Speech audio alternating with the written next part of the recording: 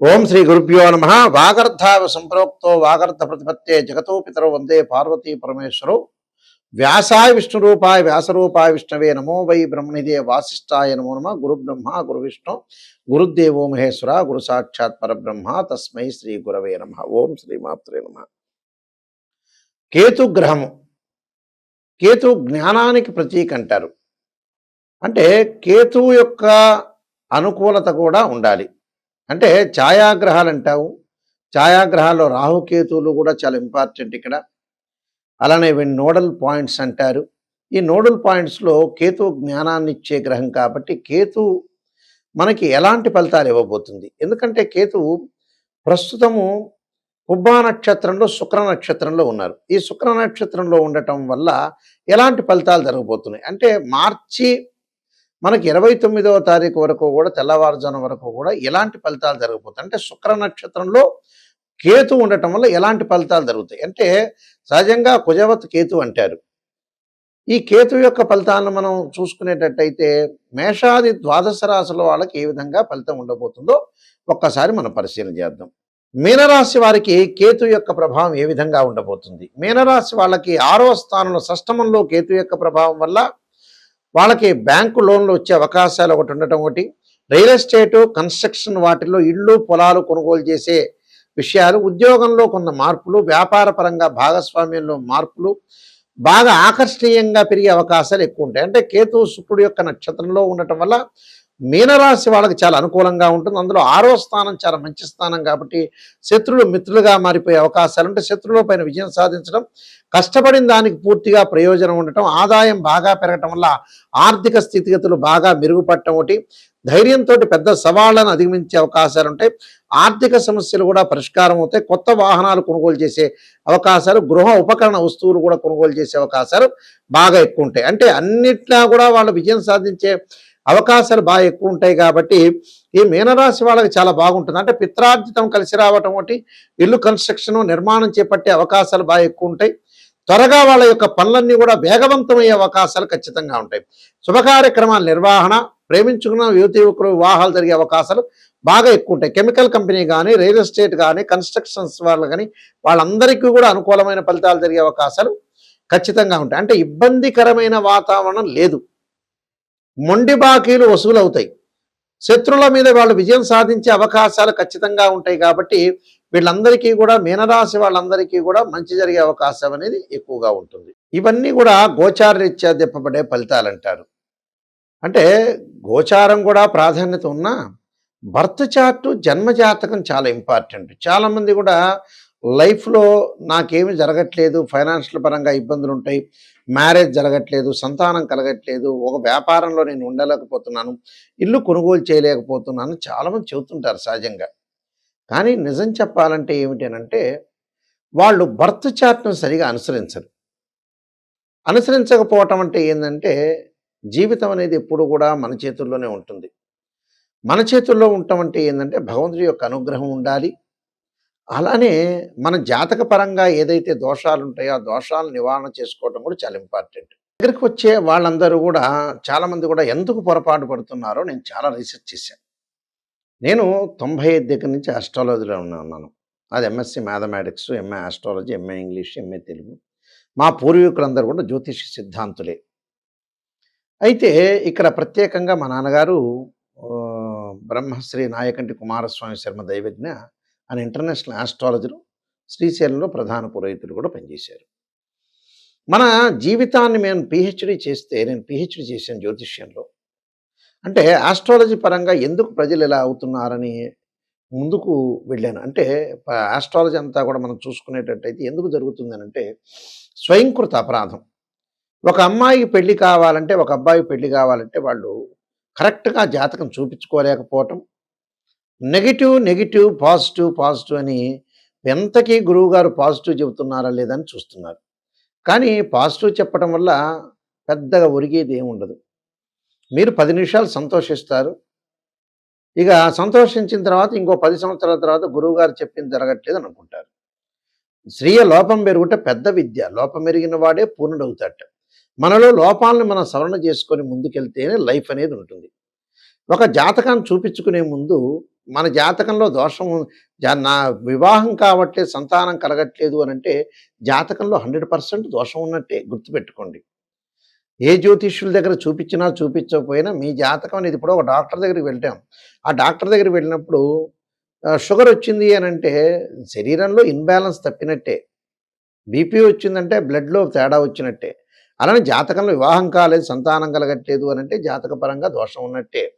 అది గోచారరీత్యా కాదు. గోచారం అనేది ఏందంటే సహజంగా నేను పదే పదే చెబుతున్నా. ఒక చెట్టు ఉంటుంది. ఆ చెట్టుకు వేళ్ళు ఉన్నది బర్త్ చార్ట్. వేళ్ళంటే చాలా ఇంపార్టెంట్ అక్కడ. వేళ్ళ తర్వాత కాండం ఉంటుంది. కాండం తర్వాత కొమ్మలుంటాయి. ఆ కొమ్మల తర్వాత ఆకులుంటాయి. ఆకులు ఎలా ఉంటాయి? వింటర్ సీజన్‌లో రెయిన్ సీజన్‌లో వస్తాయి. వింటర్ సీజన్‌లో అలానే ఉంటాయి. సమ్మర్ సీజన్‌లో కింద పడిపోతాయి. అదే గోచారం అంటారు.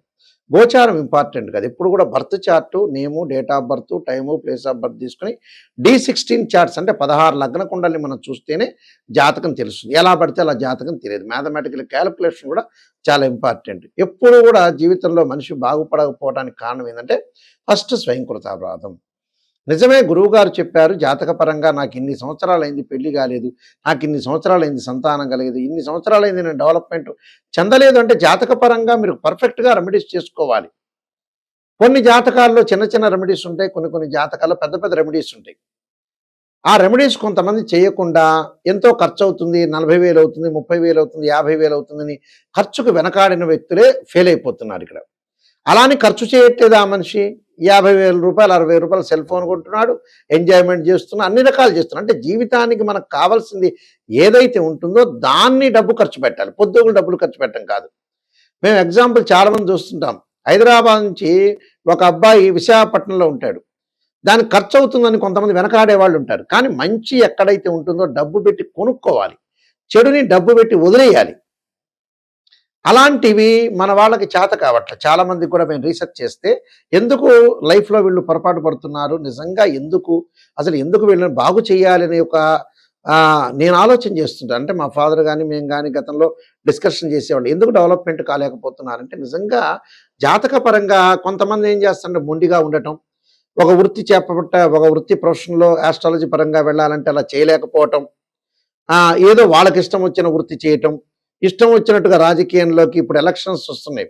ఎలక్షన్స్‌లో వద్దు అనంటే రాజకీయంలో పోటీ చేయటం, డబ్బులు పోగొట్టుకోవటం. కొంతమంది బాబు ఈ ఇల్లు కొనుక్కోండి, మీ దగ్గర డబ్బులున్నాయి, ఇల్లు కొనుక్కోండి అని చెబితే కొంతమంది కొనుక్కోలేకపోవటం. ఎందుకంటే సలహాలు అనేది చాలా ఇంపార్టెంట్ ఇక్కడ లైఫ్‌లో. ప్రతిది కూడా ఆస్ట్రాలజికల్‌గా అనుసరించి ఆస్ట్రాలజీలో ఏముంది, మ్యారిటల్ స్టేటస్ కానీ, అలానే మనకి చిల్డ్రన్స్ కానీ, ఇన్కమ్ గ్రోత్ కానీ, ఎంప్లాయ్మెంట్ కానీ, అలానే ఫైనాన్షియల్ స్టేటస్ కానీ, అలానే ఏదైతే ఇళ్ళు కొనుగోలు చేయాలన్నా, ల్యాండ్స్ కొనుగోలు చేయాలన్నా, హెల్త్ పరంగా ఉండే విషయాలు కానీ చాలా జాగ్రత్తగా అనుసరించి లైఫ్‌లో ముందుకెళ్ళాలి. ఎక్కువ కాలం చాలామంది కూడా ఈ మధ్యన ఎక్కువ కాలం బతుకుతున్నారు అనుకుంటున్నారు. పాత వాళ్ళంతా 80, 85, 90 అలా బతికారు కానీ లైఫ్ అనేది ఎలా ఉంటుందంటే 50 ఏళ్ళు, 55 ఏళ్ళు కాంగానే ఆ లైఫ్‌లో అతను ఆరోగ్యపరంగా ఇబ్బందులు రావటం, బీపీ రావటం, షుగర్ రావటం చూడండి. ప్రతి 10 మందిలో ఎక్కువ మంది షుగర్ ఉంటుంది. చాలామంది ఇంట్లో షుగర్ లేకపోయినా ఒంట్లో షుగర్ గ్యారంటీగా ఉంటుంది. అంటే లైఫ్ అనేది గ్యాస్ ట్రబుల్ రావటం. అందువల్లే పాత రోజుల్లో చిన్నప్పుడు వివాహం చేసేవాళ్ళు. 24, 25కే చేస్తే ఖచ్చితంగా తండ్రికి 78 ఏళ్ళు వచ్చేటప్పుడు 53 ఏళ్ల కొడుకుండేవాడు. అవన్నీ అనుసరించాలి కొన్ని విషయాలు. అంటే మనం ఎక్కడ తప్పు చేస్తున్నాం, ఎక్కడ మిస్టేక్ చేస్తున్నాం అనేది అనుసరించండి. అనుసరిస్తే 100% వాళ్ళ యొక్క జీవితం అనేది ఖచ్చితంగా ఉంటుంది. అందువల్ల ఆస్ట్రాలజీ పరంగా నిజంగా రెమెడీస్ ఏంటి, నిజంగా ఏం చేయాలి, కొంతమంది చెబుతుంటారు రకరకాలుగా ఈ మధ్య కాలంలో. ఉప్పు దీపం పెట్టండి, అసలు వాస్తవంగా శాస్త్రంలో లేదు, వేదంలో ఎక్కడా లేదు. ఉప్పు దీపం పెట్టండి, ఆ కొబ్బరికాయ ఇక్కడ కొట్టండి, అన్నదమ్ములు ఉంటే ఈ సంక్రాంతికి ఇది చేయండి. ఇవన్నీ కొంచెం ఫూలిష్నెస్ మాటలు చాలామంది వింటుంటారు ఈ మధ్యన. అంటే డబ్బులు ఖర్చు చేయలేని విషయాలు వింటుంటారు. అలాంటివి కాదు. నిజంగా కొన్ని జాతక పరంగా చిన్న చిన్న మంత్రాలు చదువుకునేవి ఉన్నాయి. కొంతమంది జాతకంలో పెద్ద పెద్ద హోమాలు చేసేవి ఉన్నాయి. మధ్య రకంగా హోమాలు, అభిషేకాలు చేసేవి ఉన్నాయి. రకరకాల రెమెడీస్ ఉంటాయి దానికి. అంటే మన శక్తిని బట్టి మనం చేసుకోవచ్చు, తప్పేం లేదు. కానీ మీకు శక్తి లేదు కదా అని మనం ఏదో చిన్న రెమెడీ చెప్పిన తర్వాత మీరు ఆశపడుతూ ఉంటుంటారు. నిజంగా జరుగుతుందా లేదా అని. అంటే రైతులు పాపం వర్షాని కోసం ఎదురు చూస్తున్నట్టుగా మీరు కూడా గురువుగారు చిన్న రెమెడీ చెబితే చాలే అనుకుంటా. కాదు, కొన్ని జాతకాలకు పెద్ద రెమెడీస్ ఉంటాయి, మధ్య రకమైన రెమెడీస్ ఉంటాయి. అసలు రెమెడీ చేయక్కర్లేదని కూడా చెప్తాం మేము. ఒక మంత్రంతోనే పోతుంటుంది. కానీ నిజంగా ఏమిటి అనేది తెలుసుకోవాలి. కానీ ఉప్పు దీపాలు అవన్నీ కాదు. మంత్రమన్నా చేయాలి, నవగ్రహాల ప్రదర్శనం చేయాలి. జాతకం ఏ అయితే గ్రహం బాగలేదు దానికి జపం కానీ, అభిషేకం కానీ, హోమం కానీ, పాశుపతాస రుద్రాభిషేకాలు కానీ ఇలాంటివి చాలా ఇంపార్టెంట్ ఇక్కడ. అయితే ఇలాంటివన్నీ చేయకుండా నేను జ్యోతిష్యుడి దగ్గర చూపించుకున్నానండి, ఆయన బాగానే చెప్పాడు, నాకు సంతోషకరంగా చెప్పాడు. ఈ మధ్య కాలంలో ఒక వ్యక్తికి నేను చెబుతూ ఉంటే, గురువుగారండి ఇప్పుడు నెగిటివ్ ఉన్నది నెగిటివ్ చెప్పాలి, పాజిటివ్ ఉన్నది పాజిటివ్ చెప్తారు. అసలు జీవితంలో పాజిటివ్నే లేదనుకోండి ఏం చేస్తాం? కొంతమంది పాజిటివ్ కూడా ఉంటుంది, ఫుల్ పాజిటివ్ ఉంటుంది, కొంతమంది నెగిటివ్ ఉంటుంది. యోగాలు అనేవి కూడా డూబు గుర్తుపెట్టుకోండి. ప్రతి జాతకంలో మన కంప్యూటర్లో కొట్టంగానే యోగాలను కనపడుతుంటాయి. గజకేశ్వర యోగం అని, రవి బుధాదిత్య యోగం అని, చంద్రమంగళ యోగం అని. అన్ని యోగాలు అందరికీ ఉండవు.